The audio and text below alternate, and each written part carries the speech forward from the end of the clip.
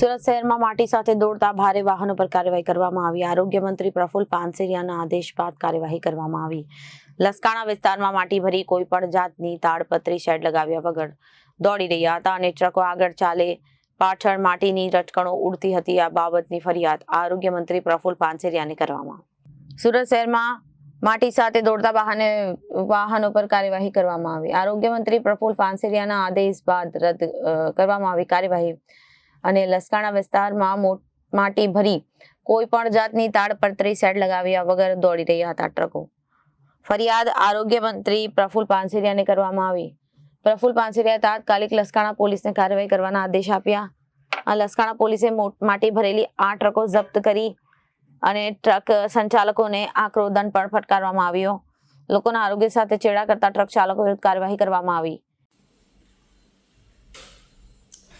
સુરતમાં આજે હું જ્યારે રોડ ઉપર પસાર થઈ રહ્યો હતો ત્યારે લગભગ 2 થી 3 ટ્રકો આખી માટીથી ભરેલી આવ્યા હેવી ડમ્પરો બેફામ રીતે ચલાવી જતા હતા અને ઉપરથી માટી પથ્થર વગેરે રોડ ઉપર પડતું હતું। અમારી કાર ઉપર પણ પડ્યું। તુરંત જ પોલીસને જાણ કરી, આરોગ્ય વિભાગને પણ જાણ કરી।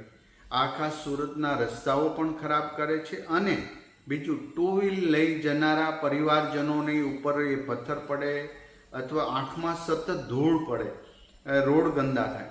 તો આવા લોકોએ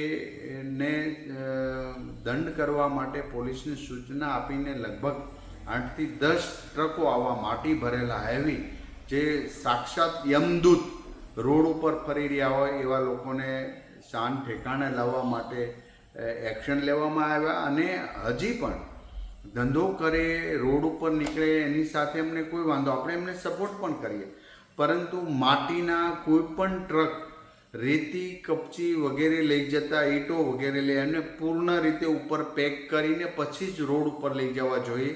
આ હંમેશના માટે ધ્યાન રાખવું જોઈએ અને જો ધ્યાન નહીં રાખે તો એમના ટ્રક વગેરે જપ્ત કરવામાં આવશે। કારણ કે 2 વ્હીલ ગાડી લઈ જનારા પરિવારજનોની કોઈ સેફટી આમાં હોતી નથી। ક્યારેક એક્સિડન્ટ પણ થવાનો ભય રહે છે અને આવી માટી વગેરેથી સુરત રોડને પણ ગંદા કરે। માટે આજે આ એક્શન એમને સબક શીખવાડવા માટે, એમને સુધારવા માટે, નહીં સુધરો તો તમામ વ્યક્તિઓ પર આ પ્રકારના એક્શન લેવાશે એ ચોક્કસની વાત છે। માટે 200 થી 300 રૂપિયાના ખર્ચ માટે સુરત શહેરને ગંદુ બનાવવું, 2 વ્હીલરવાળા વ્યક્તિઓને આંખમાં ધૂળ પડે, માથામાં પથ્થર પડે, આવી નાની નાની જાનહાનિઓથી ક્યારેક એક્સિડન્ટ થઈને કોઈનો જીવ પણ જોખમમાં આવશે।